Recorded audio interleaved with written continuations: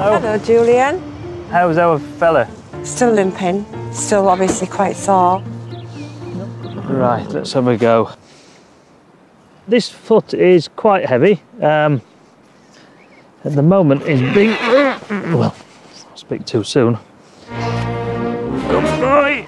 Bad boy! No, stand up, stand up, stand up. Come on.